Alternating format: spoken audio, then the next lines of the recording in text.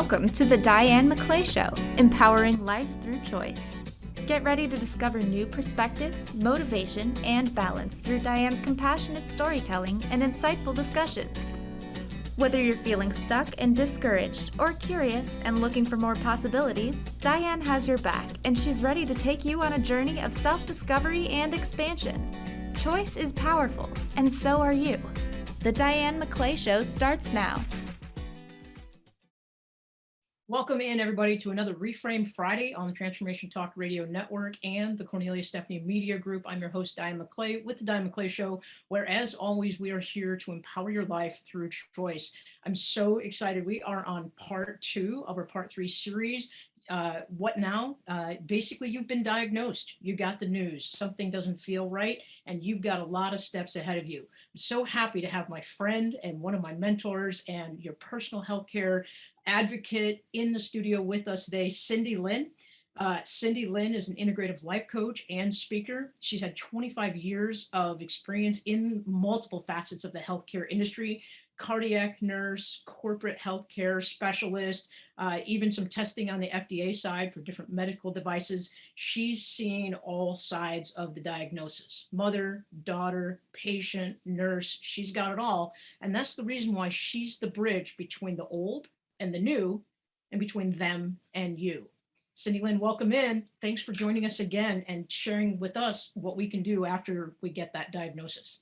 Oh, thanks so much for having me back. I really appreciate it. I know we got so much great feedback and good questions after the last call, so hopefully we'll be able to address some of those. We did. Well, let's do a little bit of a recap. The title of the show is Living Beyond Your Diagnosis with Cyndi Lynne. You are our featured sponsor, which is why the background is different. We're dedicating a whole entire hour to helping our listeners figure out how they answer the question, what now? You do call yourself the What Now nurse. Tell us a little bit about why this is important to you and what you do for people. Sure. This is really important to me because it's a huge gap that's become even more obvious over the last couple of years. People get information about their health. They don't necessarily have the context to dive into it themselves, but they know they want to take action. They know they want to take and maintain some control of their health. Not really sure where to start. And that's where I come in. And why you? Like on our last show, we talked about you really need to be the first person that people call. Tell people why that is. What do you bring to the table that friends or family may not? And what is the advantage of having somebody like you, a personal healthcare advocate? How does that set people up for starting to live beyond their diagnosis? Yeah, absolutely. So I've been thrilled to be called the calm voice of action, because I can hear your diagnosis. I can certainly sympathize and in a lot of cases empathize with you, but I don't necessarily get pulled into that emotional piece. I can stay in the thinking piece. I can stay in the planning and the strategic phase, so that before you get kind of pulled along into any stream or automated path of medical care, I can give you that space, give you permission to recognize, like we talked about last time, that you're most likely not in an emergency situation, that we can pause, and together we can develop a plan, a whole strategy around how you want to move forward. Well, and I think that's really critical. There aren't, to my knowledge, when you go to a doctor, you go to a nurse, and you get that news, right? You get that piece of information that makes your heart stop and makes your life kind of pause and flash before your eyes. There really isn't an encouragement to slow down, right? Our system is really set up to be prescriptive, and in your words last week, you talked about it being efficient. But let's talk a little bit about why it's critical to have somebody like you on the team. And let's then dive into building our team. Sure. So I think having that role of someone like myself outside of the hospital situation, outside of the clinic, outside of that kind of bubble of practice that we often get diagnosed in, can be really helpful. And someone with perhaps a broader perspective. And that's important with all of the team members that you build.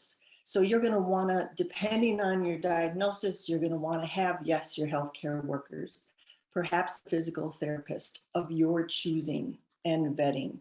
Do you need a nutritionist?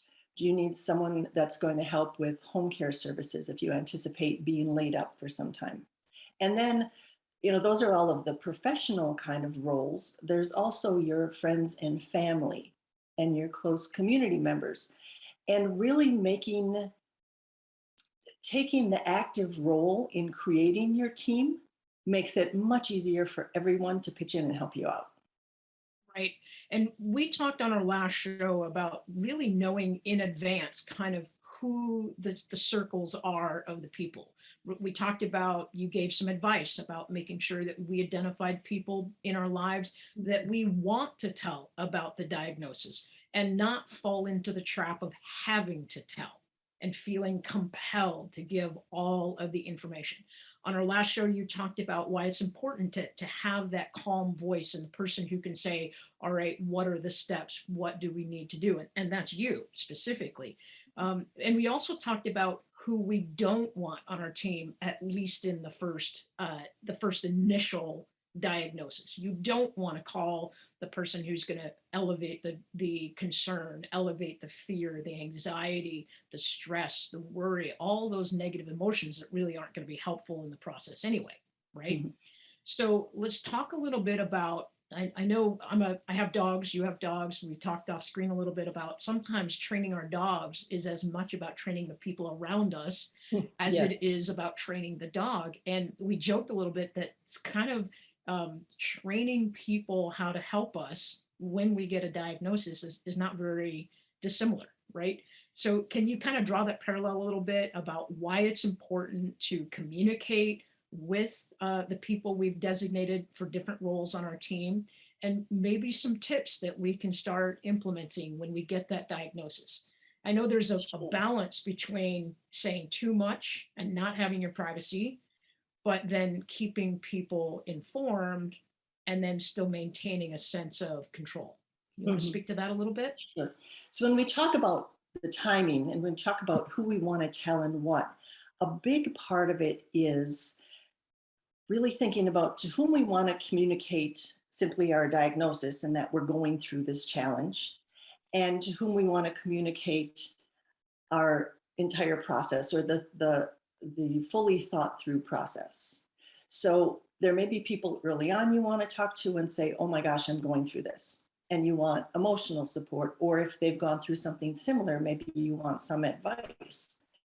There's also people who, even though they're well-meaning, are going to give advice when it's not solicited. So then you want to be very clear, saying, yep, you know what, Diane, I just wanted to let you know I'm going to be out for a while. I've gotten this diagnosis and I've found a great doctor and I've got a great plan that I like.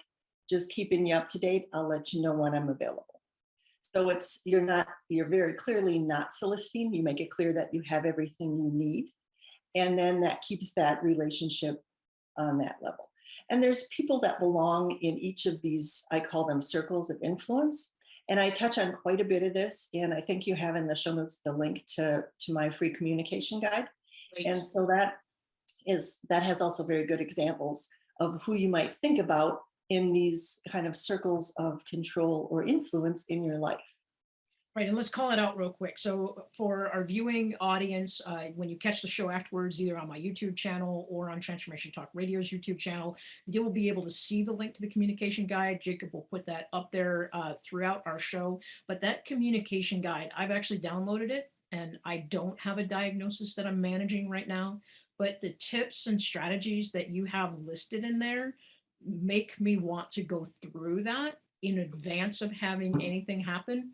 If not for me, and then it helps me be more informed as somebody else's support network. My parents are aging. Sooner or later, I imagine that we're going to have some level of a diagnosis of something. And what it does is it helps me identify different categories that I might be able to help. And then also categories that say, hey, that's not me, right? I'm not the medical advisor.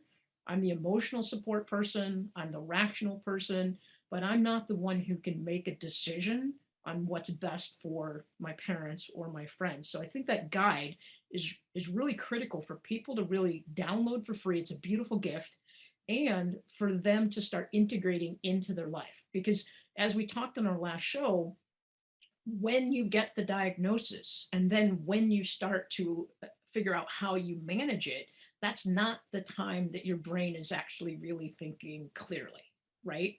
Mhm.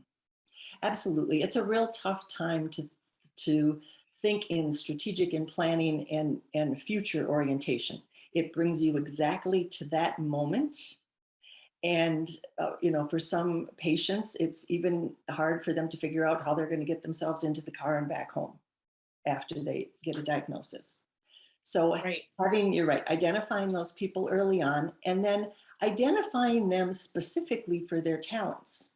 So that when someone says to you, gee, Diane, how can I help you out? Oh, I heard this was going on in your life. Give me a call if I can help you. So that's great. And I actually talk about both sides of the coin in the communication. So if you're the person who needs help, it's very good to be very specific. Okay. So, Diane, I'm going to be laid up for a while. I know you take your dogs out every weekend for a run. Do you think once in a while you could take mine along too? Because I know you're good with dogs. I know how you handle them. And that's part of your normal routine. For someone else, it may be stopping and picking up some groceries. I have a list. Next time you go, could you drop off these things? And then there's other people who you're going to ask for a more intimate or closer kind of help. Say, for example, going to treatments. That's a time when people feel particularly vulnerable. Depending on the treatment, they may not feel very strong or confident afterwards. So you want a support person there who can truly get you into the car and settled and safely home. And even when we're talking to those people and asking them, it's a really good idea to say, would you be able to take me to my appointment? It's at 10 o'clock on Tuesday. It usually takes about an hour, and then I'm fine once I get home. So the person can say yes or no because they know pretty much what to expect. That's a much easier way than asking someone, can you take me to my appointment Tuesday morning? Because it's like, well, do I have to take the whole day off? I want to take you. Do I have to take the whole day off of work? Is it part of the day? Do I need to stay with you? All of these kinds of questions. So the more clear you can be when you're asking for help, the better help you're going to get. As you're saying this, there's kind of three thoughts in my head, and let me paraphrase if I can. Correct me if I'm wrong. But one, when you can be specific about that help that you need and want from specific people, A, it helps you regain control. B, it helps you get the care that you want. And C, it also helps to break the big, oh my gosh, I need help with everything and I don't know where to start problem down into more manageable chunks. Am I right on that? Absolutely. So as a coach, an integrative life coach, one of the things that's also coming to my mind that I think you provide for people is that you have strategies and you have different exercises that you take people through in a very strategic way to identify what help they would need, maybe to identify what help they're not sure they'll need, but because you have the medical background, it's going to come up sometime. And then also to identify the things that they're not thinking about. And I would imagine that you actually can in a session, and I know that you give complimentary complimentary 30-minute let's get to know each other type sessions. Yes. But you invite people into working with you because you have the ability to put the structure into a lot of chaos. Am I reading that right? Am I hearing that right? It's about the navigation plan. I don't know if you, this is probably really aging me, but when I was young and I would go on road trips with my parents, they used AAA, and AAA would have triptychs. Do you know what those are? My parents did the same thing. So you would get, because there was no maps on phones. You either unfolded something huge, or you got these flip triptychs that took you on the whole path. And you didn't have to worry about what exit tomorrow afternoon. You just kind of turned one page at a time and navigated that path. And that's what being strategic, that's kind of what I can do for people, is give them the triptych. That is an awesome analogy. You know, I remember that too, because it also took the arguments out of the car.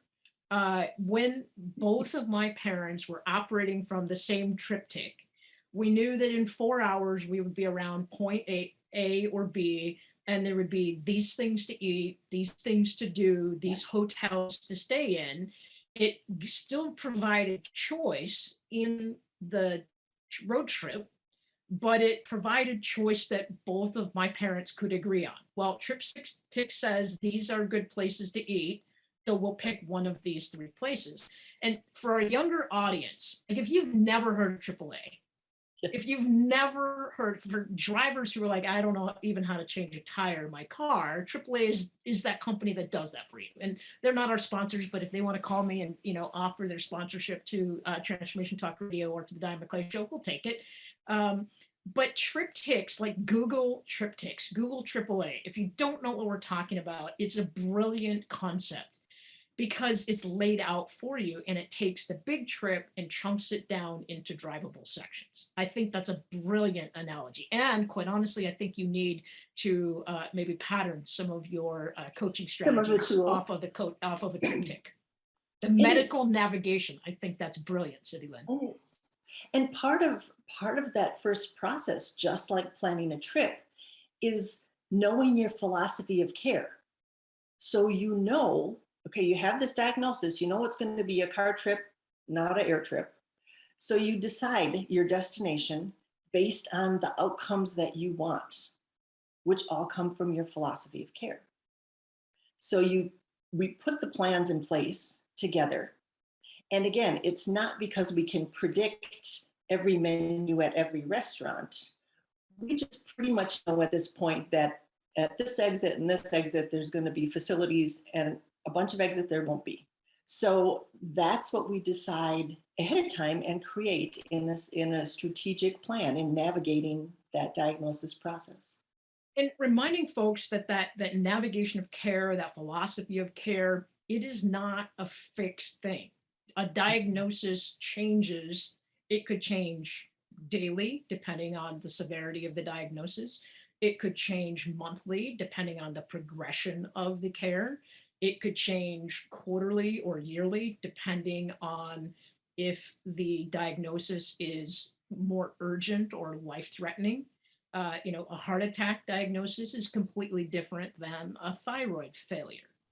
And so reminding our audience that the reason why I love having Cyndi Lynne on the show is not only does she break everything down in small pieces, but she is able to work with you where you are at. Mm-hmm. And I've kind of coined the phrase that she's the bridge between you and them. Them is the institution. It's the process. It's the prescriptive care. And the reminder here is that we're empowering you and your life through choice. You get to choose how you show up, and you get to choose how you navigate this thing called a diagnosis.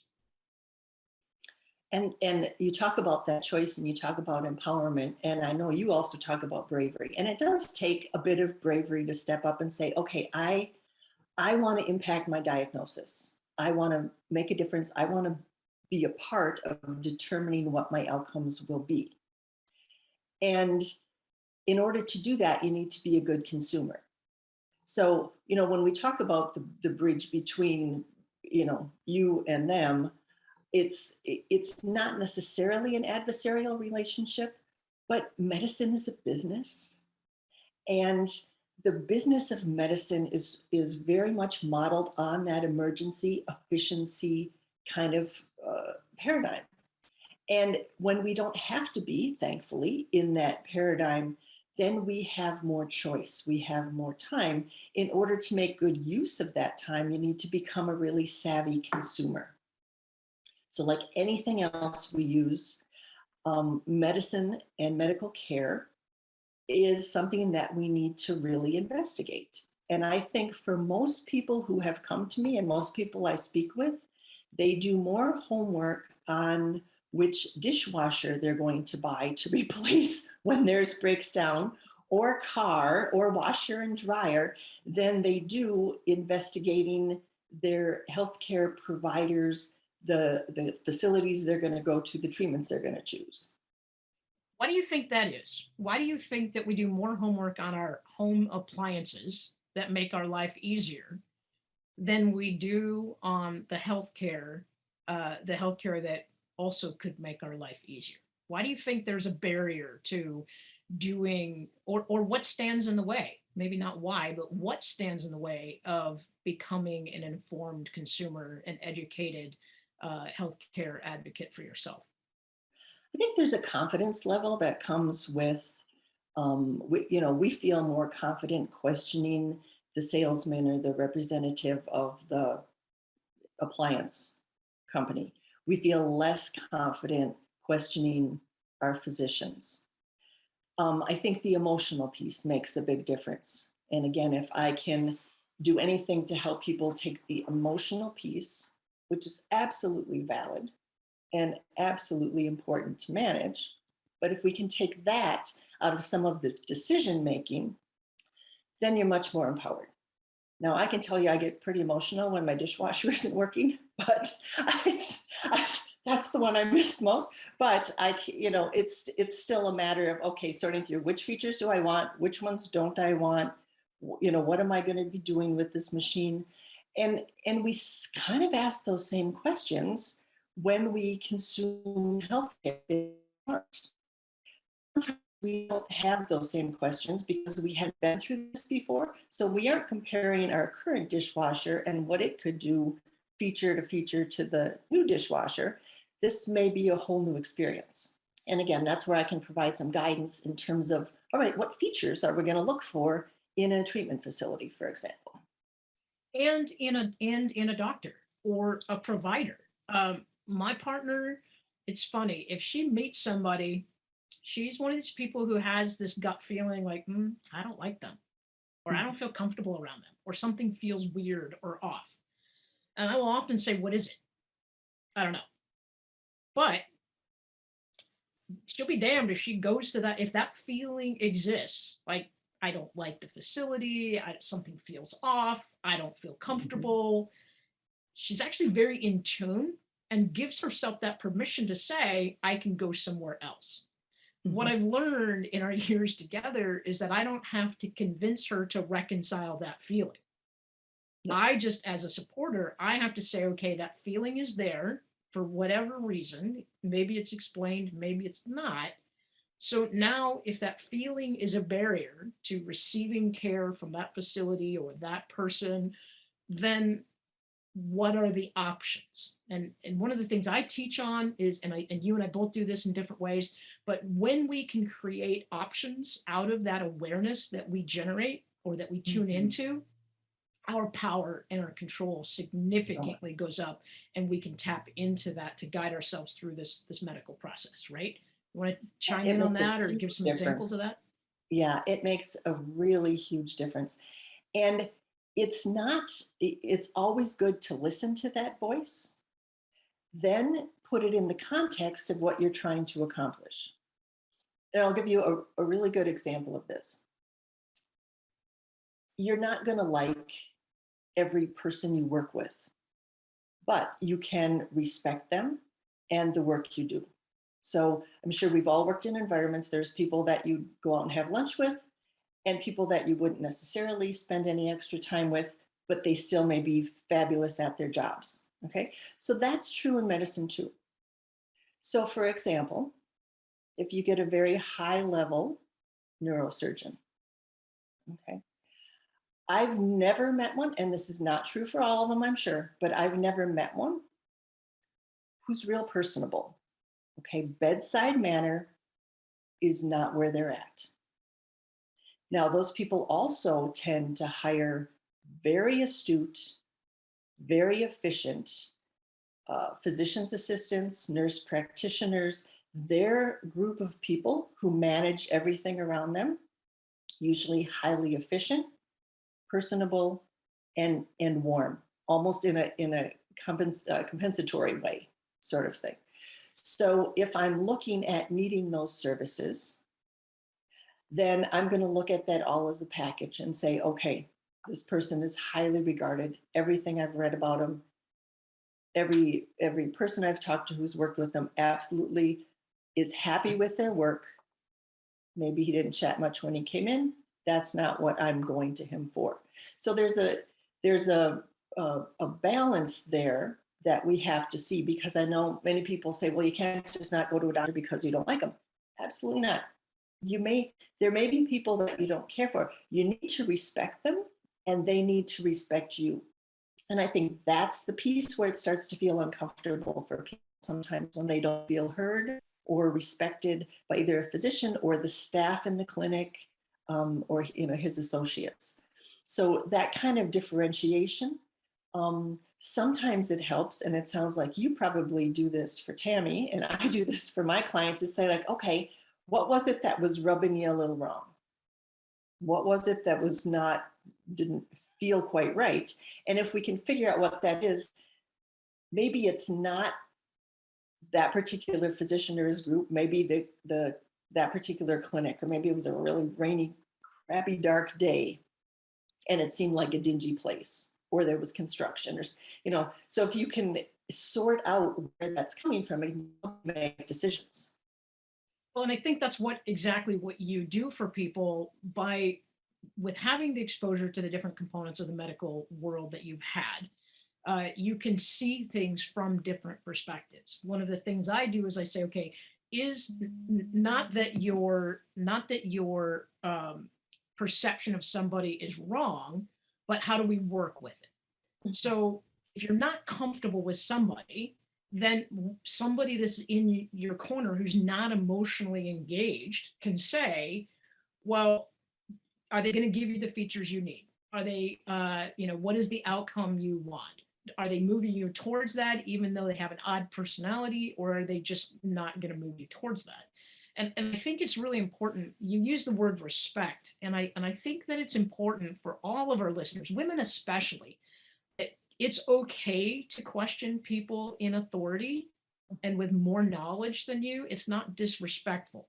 You have to do it in a respectful way.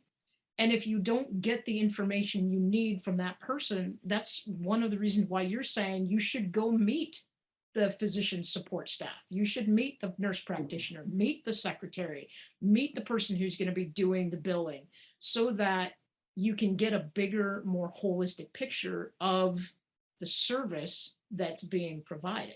Am I hearing that right? Yes, and it is a service in many cases in terms of the treatments, who we've talked about before, which physical therapist certain physicians refer to or prefer, what other rehab areas, if you need to be in a facility, what facility is it that is usually recommended, or you would be transferred to. And asking specific questions makes you smart, not whiny, not a complainer. And I can help you formulate those questions. Well, and I think that's critical. I want to before we go to our break, I want to rephrase that. So asking questions makes you smart. Mm-hmm. And tie it into our appliance conversation. You ask questions about the appliance, it makes you smarter about your purchase. If you ask questions about your healthcare providing system, it makes you smarter about how to navigate it, puts you into control. All right. And that makes all the difference on your course. It does. So let's do this. Let's take a quick break. And when we come back, we'll recap for our audience the 3 or 4 steps we've covered already about living with a diagnosis and navigating your own care. And then we'll jump into how you can be a much better consumer all the way around. This is Diane McClay. Thanks for tuning in.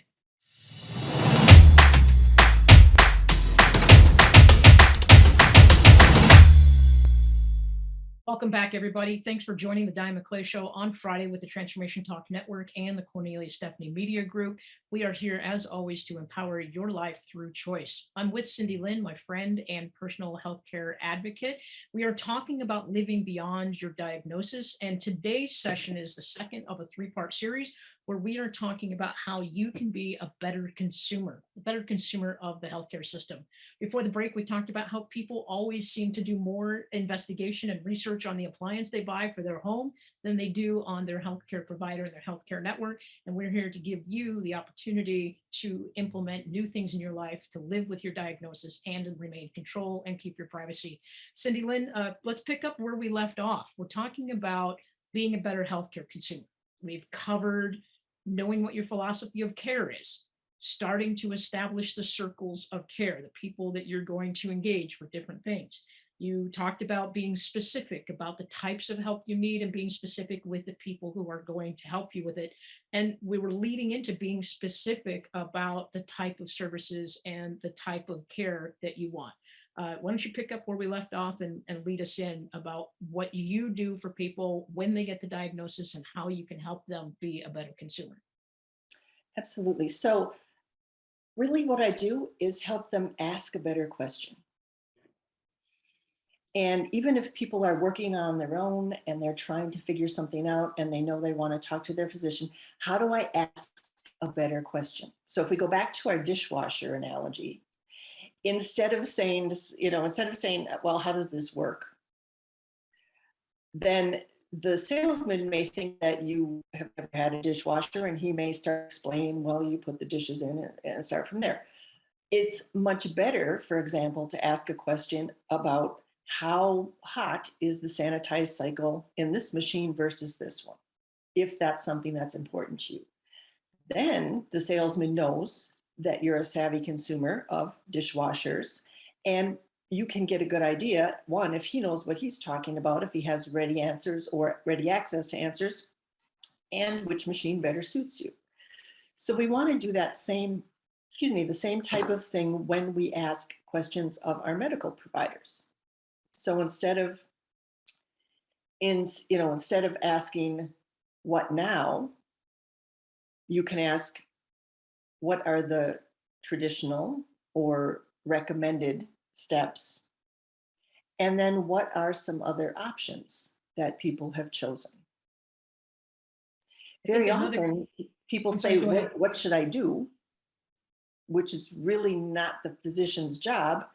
And unless he's known you a long time, he really can't guess. I didn't mean to talk over you there, but I think another question that comes to mind is, if you can't answer that, do you know somebody who can? Is there somebody in your circle that has more knowledge about this than you? I think even if you don't know where to start, the worst you're going to get is a no. I don't know anybody who covers holistic medicine.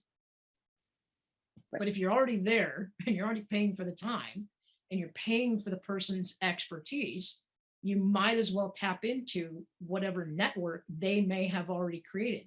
Because it seems to me that, let's assume that you have a respectable, admirable, supportive, communicative conversation with this specialist or this expert who's right there in front of you. Why would you not ask if there's somebody in their network? I have a tax lawyer who came to me as a result of me asking my CPA, is there anybody that you know of that deals with this in terms of business? Right? So rather than adding one more thing to my plate where I have to go through the yellow pages or do a lot of Googling, or I have to start calling people randomly to see how I feel, why wouldn't you leverage the time and the knowledge that the person in front of you has? And someone you already trust. Right. Someone you already know. So, and that's a great approach to take. Usually you can get an idea or you're familiar with the services that are part of your clinic or your network. And if you choose something outside of that, it may take more management. And in that case, if you talk to your physician and say, do you have any recommendations for a naturopath?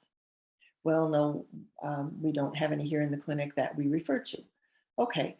Do you have any patients who are currently working with both you and a naturopath?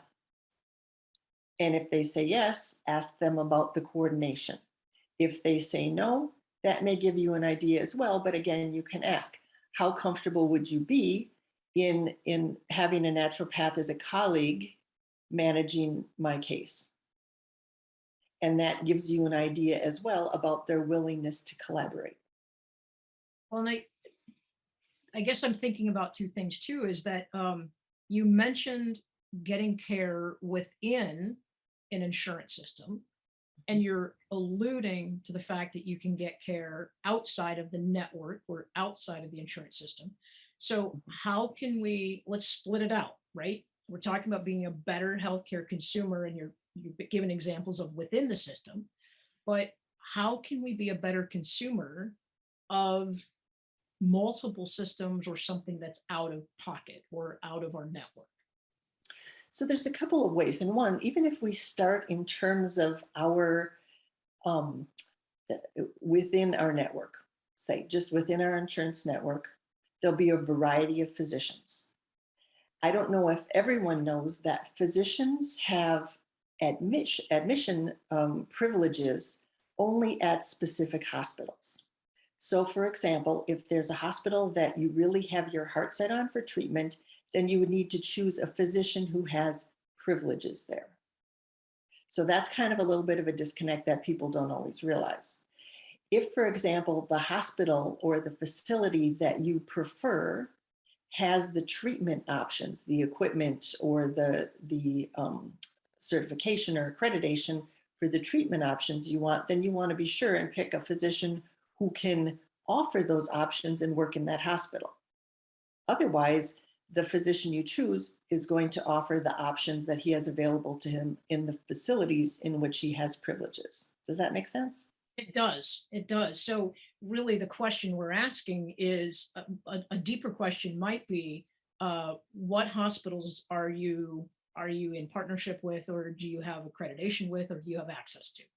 Right. Now, And that's usually available online on Okay. their profile. Their admitting privileges are usually listed. And is it titled admitting privileges? Hospital privileges, Okay. practice privileges, something like that, depending on who words it.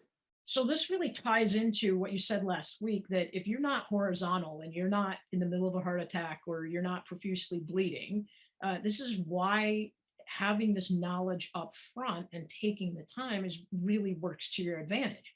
Because if you can identify up front the philosophy of care you want and the type of people you want on your team, that sounds like the next step is to identify what access do those people have to different services, providers, certificates, that type of thing. And it sounds like there's kind of two ways to go about doing it. You can ask a hospital what they provide and see if it fits with your philosophy of care.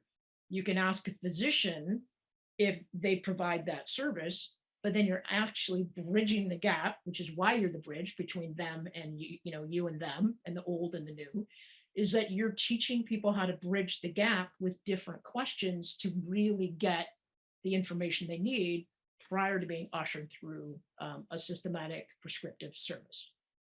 Right. You want to keep as many options open to you as possible. Another way that people can get a little off track sometimes is they want to stay very close, for example, in their community hospital. Well, community hospitals don't offer the same types or levels of services as teaching hospitals or as large metropolitan hospitals. Sometimes you want those services, sometimes you don't necessarily need them. What has become very common practice in an effort to bring more service to more people is having specialist physicians come to smaller community hospitals, 1 or 2 days a week. And for some situations, that's a great hybrid kind of a model. For other situations, I would recommend against it, because the staff that's accustomed to working on these procedures over and over and over, or these treatments, still remains at that main hospital. The physician who comes 1 or 2 days a week may bring his PA, his nurse practitioner, his physician assistant or his nurse practitioner, but the staff that's accustomed to operating the machine, to doing these things, usually remains at that home base. So if you're doing something that's relatively complex, and takes, a clue is that it takes a lot of people to orchestrate the treatment. You may want to, it may be worth the traveling to get to a facility that has all those pieces and does it a lot. And that's kind of just, one very specific example, but one that comes up fairly frequently. Yeah, and I think that's important to understand the frequency of care, to understand the different components. And again, it ties back to getting the right people on your team up front. Maybe you have a friend who's all about research. My dad, he loves researching things. If I need to make a decision between one vehicle and another vehicle, I just call my dad and I say, hey, I've got 6 months to make this decision. Go at it. Tell me what I need to know and give me a summary of the top 10 things about each truck. Why would you buy it? Why wouldn't you wouldn't? And my dad is great. That is one of his expertise and his specialties. I do not have the interest or the mental capacity to sit and research, 3 different trucks to the umpteenth degree. So putting your aces in their places, putting your friends or your family or your caregiving team into specialized roles. And I'm hearing you talk about asking specific questions, getting specific answers, having specific things lined out for people to do. It seems like it ties back into, if you have somebody that knows how to ask those questions like you, then that's one component that the person who's managing the diagnosis doesn't have to consume or deal with all the time. They can farm that out to one person on their team, get the summary, and then sort of ask the follow-up questions when some of the preliminary legwork is being done. Sounds like a pretty clever strategy, really. It is. And I think you made a really important point, both in your example and in reiterating mine. And it's not that you give someone else, you haven't told your father to go pick out a truck for you. You've just recognized that he knows the questions to ask and the places to look, and then provides the summary that he knows is relevant to you. And it's the same with the medical system. I'm not gonna, I never tell my clients what to do. I recommend what they ask, and then I help them understand what those answers mean so that they can make a truly informed decision. Sounds like a really powerful service that you provide for people. I mean, I can't imagine um, not having you on my team. Thank you.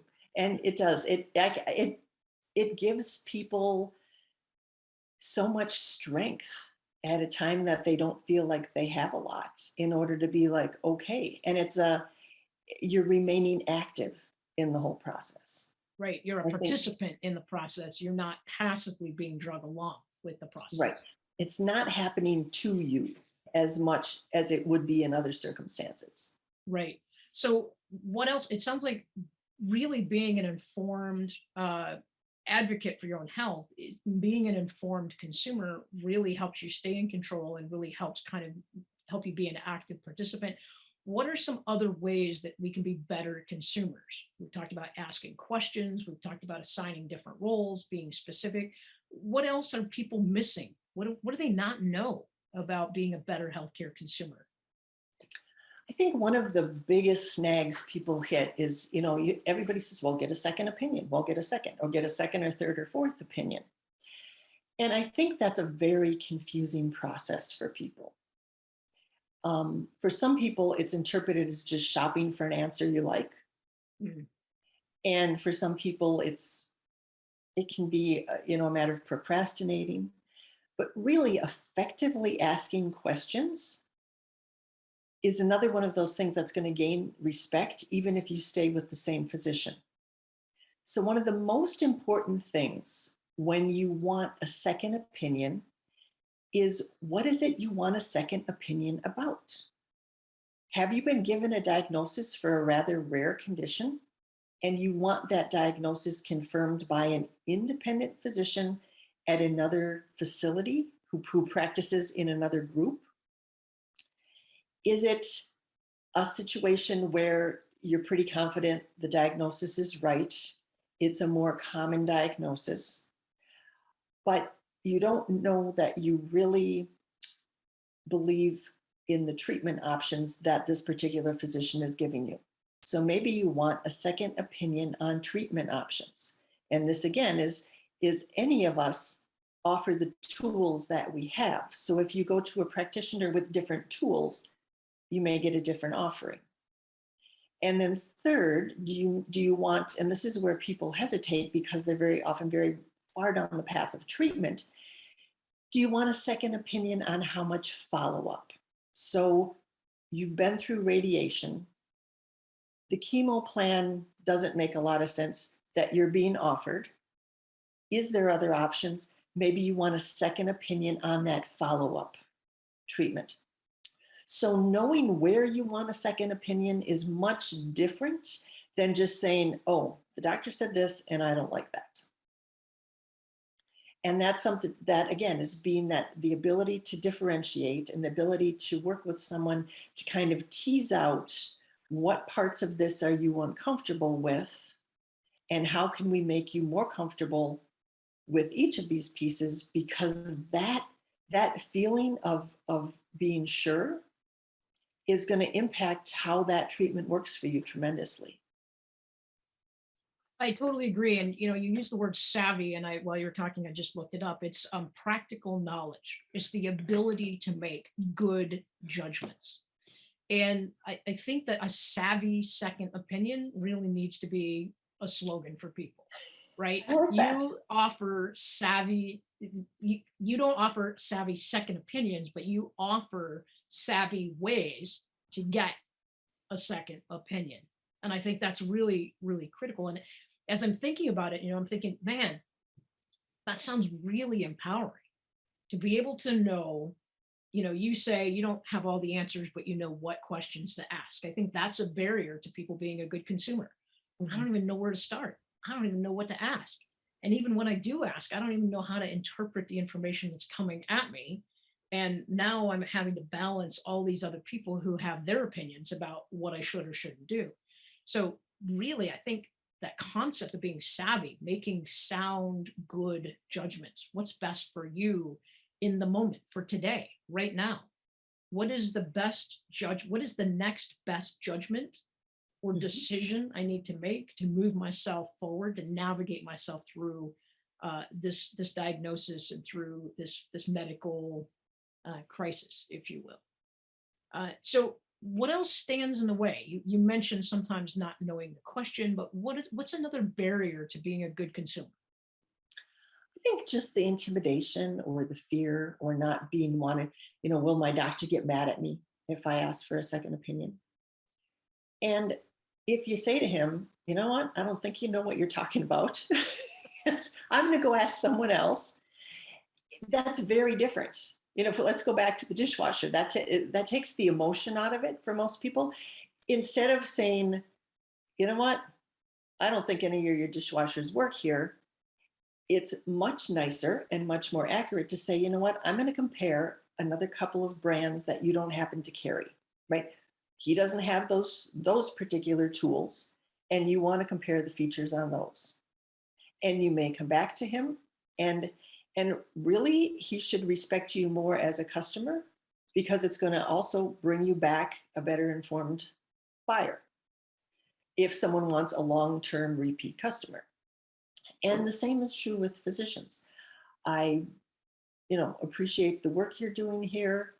I would also like to check out XYZ therapy. Can you recommend someone I can talk to about that? And it's much easier to not make it about him or her and the particular therapy recommendation. So, this is from what I understand, a really unusual and rare diagnosis. I think before we start some of these treatments, I'd really like to get a confirmation. Okay, then it's about the diagnosis. Yeah, I think it's really important the way you're talking about taking the personal component out of it. I don't like you, I don't trust you, I don't respect your opinion, even though you're more knowledgeable than me. When I was a ranger, we always talked about the personal face and the professional face. Mhm. And, when I walk up to somebody and ask them to follow a rule, very often they will respond with a personal face. Well, why are you talking to me? How come you're not talking to the other person? And they try to make the conversation about their personal emotional feelings. Mhm. Well, as a ranger, if I engage in that, I'm now playing their game. I'm always on the reactive. I'm always on the defensive.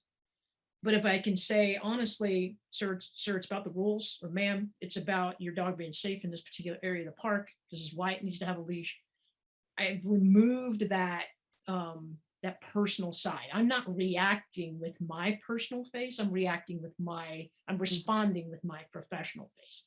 And I think that's kind of important to note that that's true in any relationship we have. It's the doctor is not telling you this diagnosis to make you feel bad. They're not purposely trying to mess your life up. They don't come to work today and say, oh, how many women can I tell that they have ovarian cancer? That's what my goal is. But because a diagnosis is emotional, we as the receiver have a tendency to express the personal emotion rather than being a little bit, and I don't mean to be cold and black and white and compartmentalized because things blur, but if we can learn to say, hey, who of your other compatriots deal with this thing, right? Do they have services at this hospital? I prefer this hospital, and if you don't have access to that, I'd like your permission or your guidance on who can get me into this hospital. It seems like you're now building a bridge between the known and the unknown, the diagnosis and the fear, the professional and the consumer. If both people can stand on the same bridge and talk about the same thing in the same kind of emotional state, it seems like everything is going to go a whole lot better on both sides of the equation. Would you agree? Absolutely, much better. And I want to just kind of revisit, because you're absolutely right. Physicians don't enjoy giving bad news. They know this for some time before they walk into the office and see you sitting there. And that's when their efficiency kicks in. They see a problem, they have a solution. So I don't know if I can say in their mind, but in the practice, very much what it looks like is, yes, you have ovarian cancer, and we can get you in for surgery on Tuesday, and there'll be chemo after that, and then you'll have, XYZ plan. So they want to bring you the solution to your problem with all their heart, and bring all of their tools to bear to help you. And it's up to you as the savvy consumer to say, okay, great. You've had a little time to process this news, doctor, and you're used to hearing this. And these words don't have the same impact on you because this is your life. This is what you do. This is new for me. So I'm going to take some time. I'm going to get some help. And I'm going to figure out how to navigate this. And I appreciate all the help you can give me. I'll let you know what that is. It seems like it would take a little bit of pressure off of them too. Mm-hmm. Like if the physician knows that you're interested in getting some more information, it also helps take the pressure off of them to automatically usher you into that system of efficiency. Oh, they want some more information. I don't have to hurry up and put them into a surgical rotation. I don't have to hurry up and schedule an anesthesiologist. I don't have to add one more thing to my schedule. It seems like it's a really nice way of kind of lightening the load on all sides. Mm-hmm. It takes the pressure off, like you said. Right. So, and that comes from the philosophy of care. Yeah, I love how this is all, one thing really just naturally leads into the other, which is another reason why people need to connect with you. So tell people how, if they've had a diagnosis, maybe a friend or a family member's had a diagnosis, and this conversation is touching them, how can they reach out to you and work with you or connect with you or get started to get on the path of their own navigation? Sure, you can hop on cindylynne.com, and there is a place on there that you can actually book a free 30-minute slot on my calendar at your convenience. and let me know what it is you need help with. And if I can help you, we can take a look at what that looks like. And if I can't help you, I will help you find someone who can. I know you say you're a nurse, but you're not their nurse, and that's important to notate.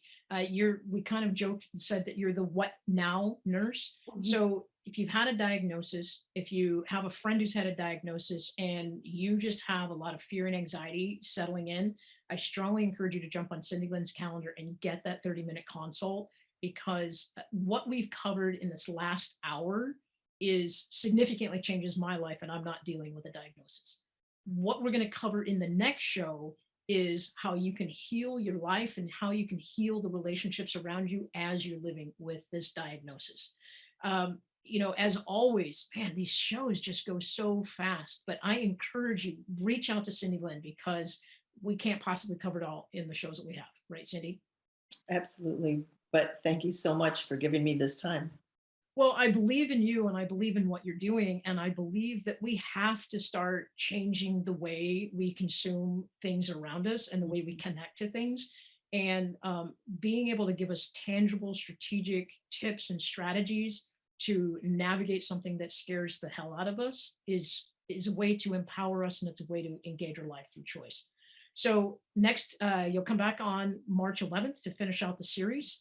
And as always, thank you for tuning in. If you found this to be helpful, reach out to me or to Cyndi Lynne. You can find us on the Cornelia Stephanie Media Group app, and you can find me at dianemcclay.com. Let us know how we can help you, and let us know how this conversation has impacted your life. I'm Diane McClay. Thanks for tuning in. We'll see you next time. Thank you for listening to The Diane McClay Show, where you are empowered to enact change in your life through choice. You know that little voice in your head that's been telling you to pursue that passion project? Or maybe it's been screaming for you to go outside and explore the great outdoors. That voice is you, and you deserve to be heard. Listen, make a choice, make a change, and watch yourself grow. For more information about Diane or to work with her personally, visit dianemcclay.com.